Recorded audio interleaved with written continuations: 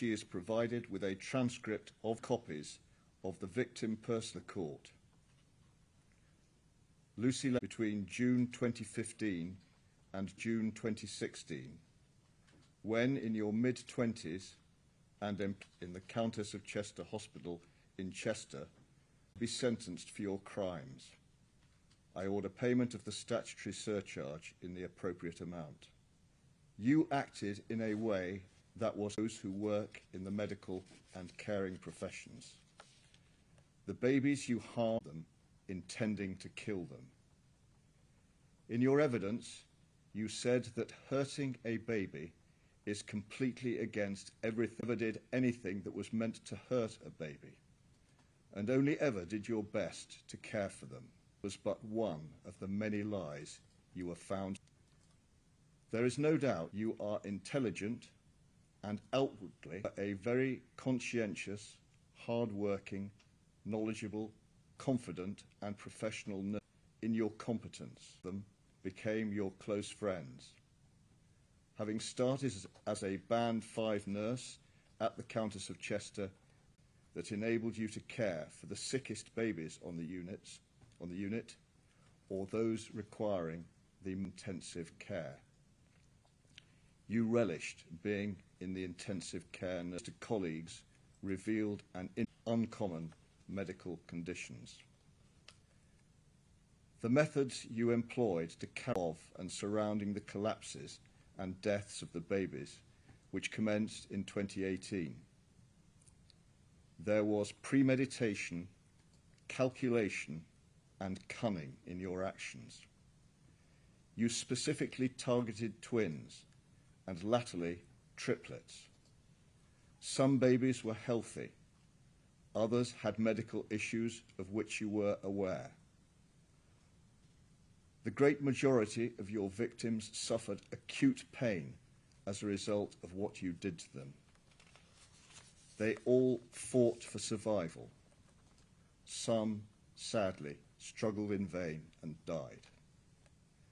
You used a number of different ways to try to kill them, thereby misleading clinicians into believing the collapses had or might have had a natural cause or were a consequence of a developing medical condition. You took opportunities to harm babies when staff were in breaks or away from babies. On some occasions, you falsified records to indicate there were signs of a deterioration before a collapse occurred. You knew that the last thing anyone working in the unit would or did think was that someone caring for the babies was just. The number of unexpected and unexplained collapses and deaths escalated. Senior doctors started to think the unthinkable and consider the possibility that someone was, in fact, deliberately harming the babies, and you were identified as the common factor. You had a detached enthusiasm for the resuscitations and what followed.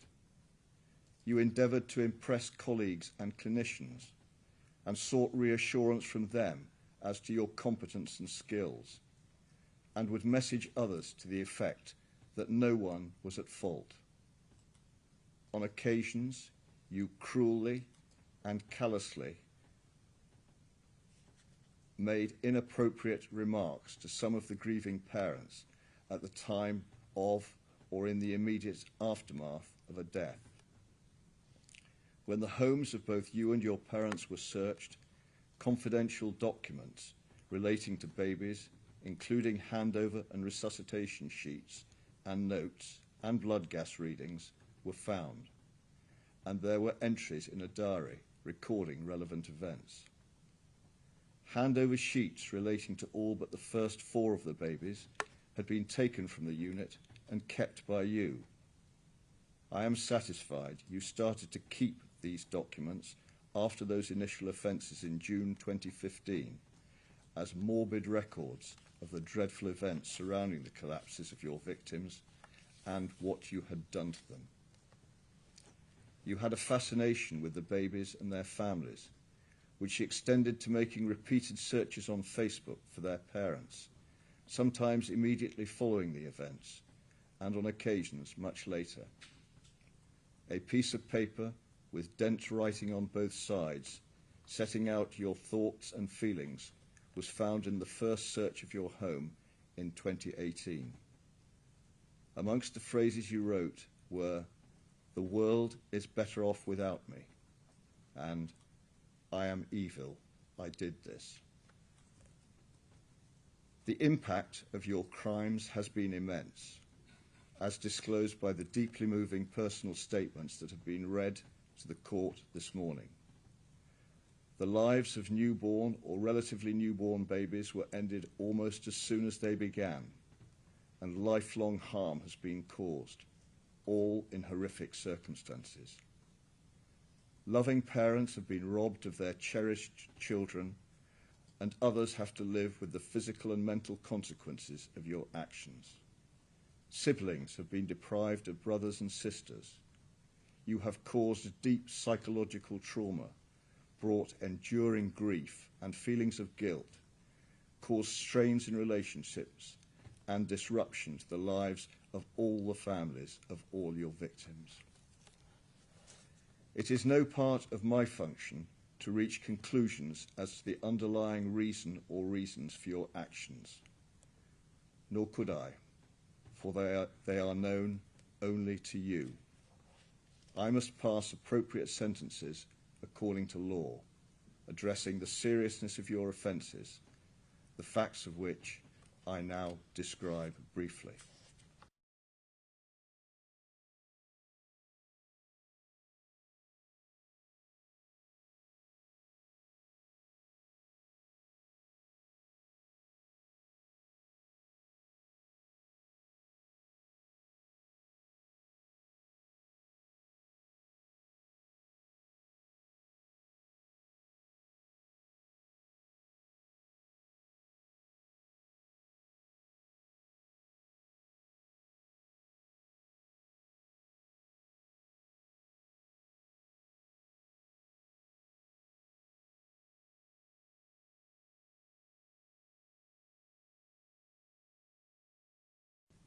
In common with all nurses, you knew from your training the dangers caused by air getting into the venous system, and that air embolus was very rarely encountered in clinical practice.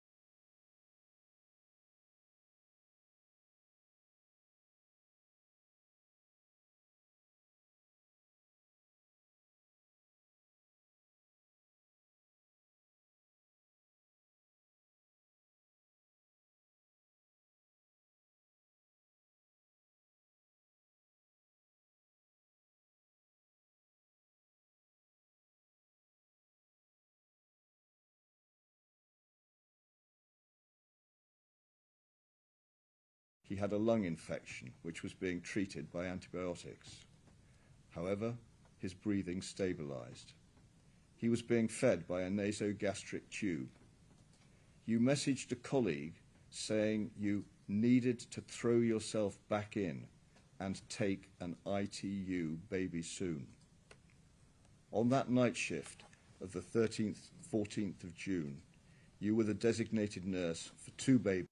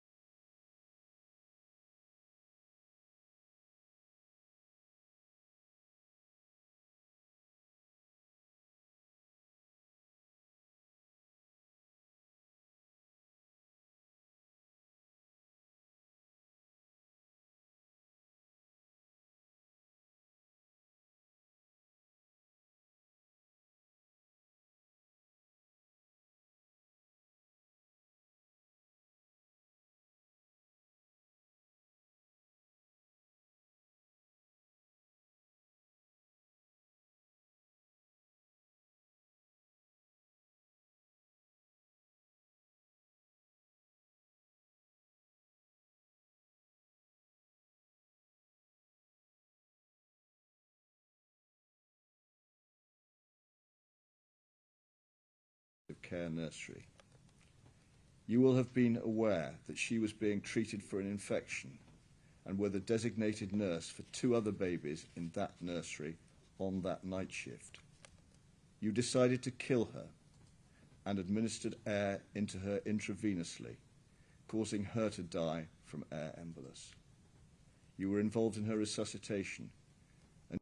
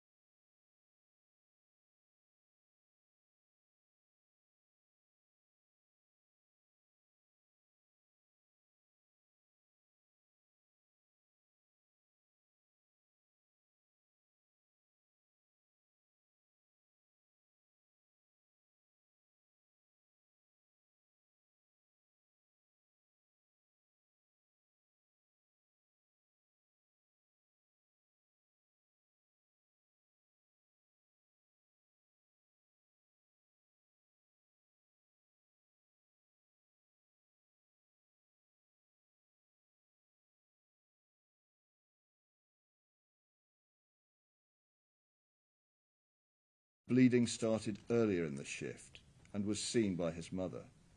She was very concerned, and you sought to reassure her. The circumstances of the attempted resuscitation and his death were harrowing, with profuse bleeding.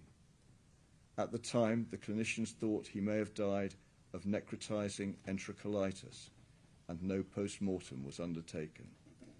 You commented in messages to colleagues that he had a massive hemorrhage and it could have happened to anyone. On the following night shift, the 4th to 5th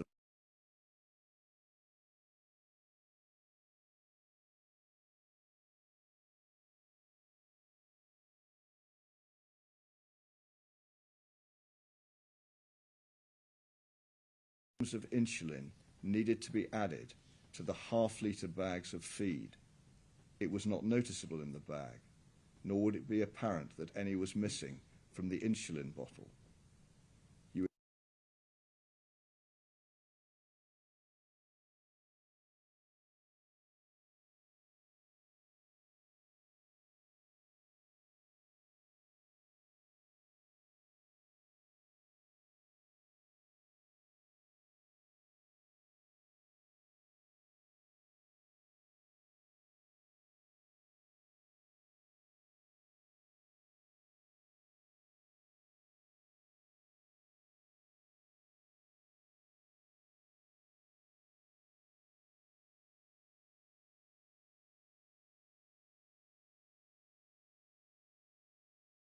No doubt you were reassured that no one suspected that insulin had been added, and with this knowledge you went on to repeat this method of attempt.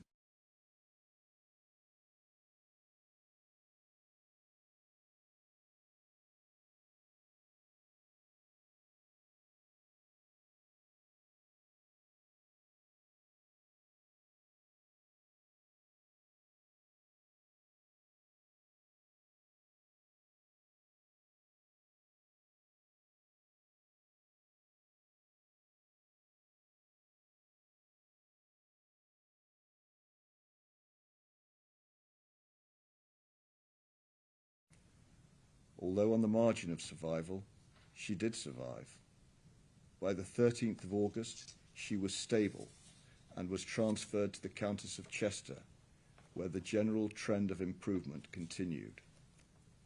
The 7th of September was her 100th day of life. Nurses had planned a small celebration, including the display of a banner.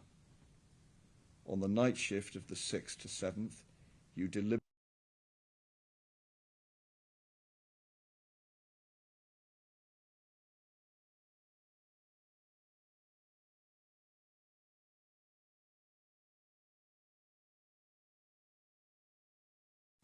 her heart rate and saturation levels dropped and she required breathing assistance. You were nearby and assisted, and later sought to blame a colleague for potentially overfeeding.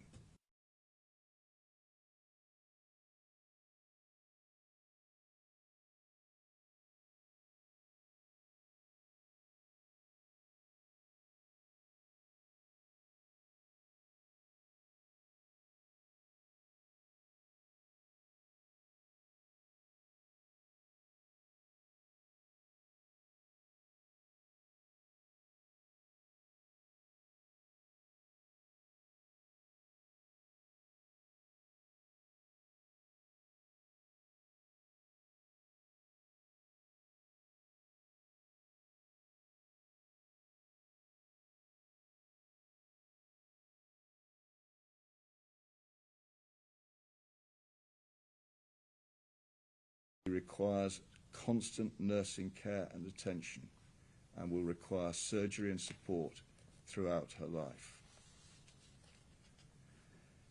Just over a month later, on the 20th,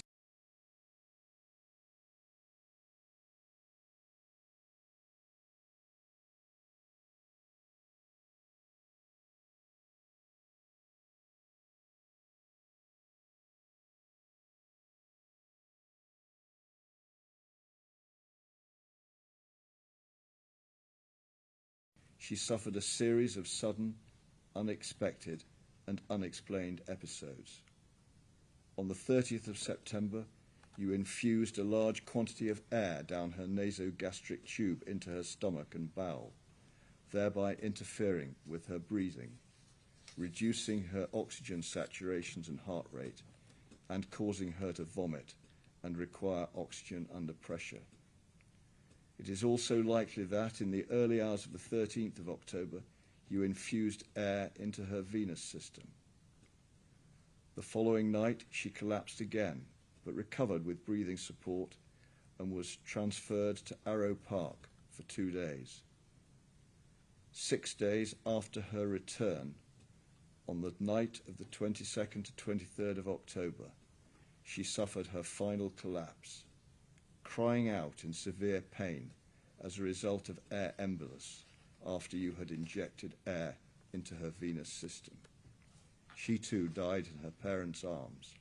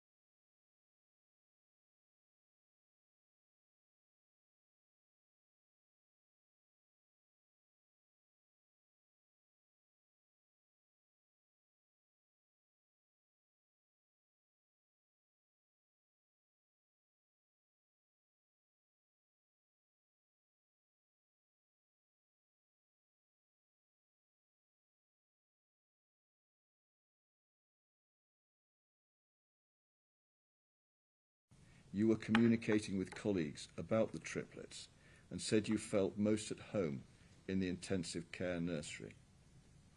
On your first day back at work on the 23rd of June,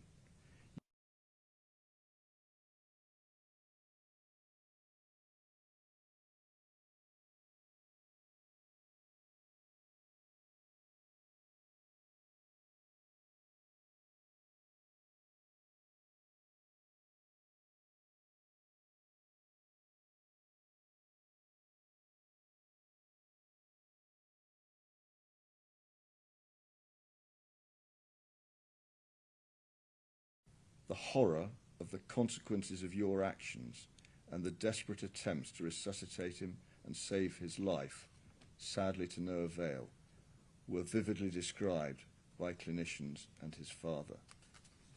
The following day,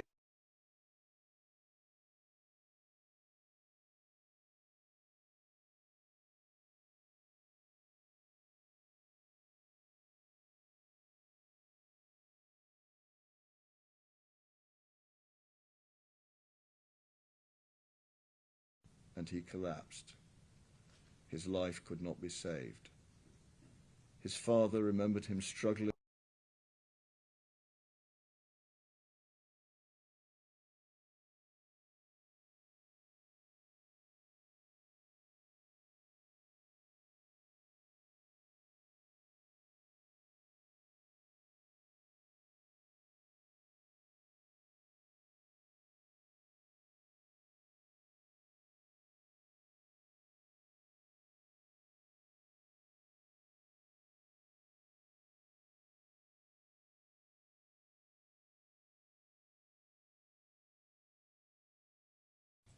the cruelty and calculation of your actions were truly horrific.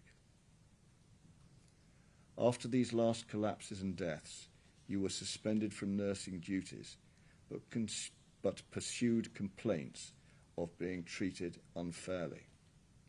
When your home was later searched, as well as your 2016 diary, which contained references to long days on the 23rd, 24th and 25th of June, and to J, E, and M,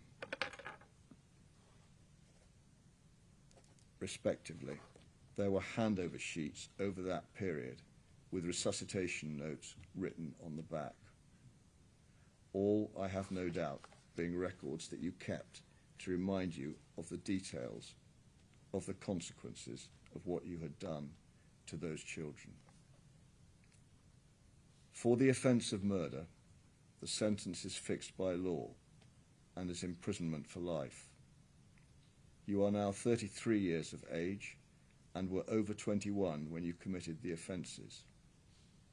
Pursuant to the relevant prevailing statutory regime, by having regard to Schedule 21 to the Criminal Justice Act 2003, I have to determine whether the seriousness of the offences of murder, individually or in combination, is so exceptionally high that I should not make a minimum term order and you should spend the rest of your life in prison. For offences of attempted murder, whole life sentences of imprisonment are reserved for wholly exceptional cases. Over a period of just under 13 months, you killed 7 fragile babies and attempted to kill 6 others. Some of your victims were only a day or a few days old. All were extremely vulnerable. They were in a hospital where others were striving to provide them with dedicated medical and nursing care. By their nature and number, such murders and attempted murders by a neonatal nurse entrusted to care for them are offences of very exceptional seriousness. The damaging impact of your actions on others working at that hospital, including those who numbered you as a friend, betraying their trust and creating upset and suspicion, as well as eroding confidence in clinicians and nurses generally, aggravates their seriousness. This was a cruel, calculated and cynical campaign of child murder involving the smallest and most vulnerable of children, knowing that your actions were causing significant physical suffering and would cause untold mental suffering. You created situations so that collapses or causes of collapses would not be obvious or associated with you. You removed and retained confidential records of events relating to your crimes and checked up on bereaved parents. There was a deep malevolence bordering on sadism in your actions. During the course of this trial, you have coldly denied any responsibility for your wrongdoing and sought to attribute some fault to others. You have no remorse. There are no mitigating factors. In their totality, the offences of murder and attempted murder were of exceptionally high seriousness, and just punishment, according to law, requires a whole life order. Lucy Letby, on each of the 7 offences of murder and the 7 offences of attempted murder, I sentence you to imprisonment for life. Because the seriousness of your offences is exceptionally high, I direct that the early release provisions do not apply. The order of the court, therefore, is a whole life order on each and every offence, and you will spend the rest of your life in prison.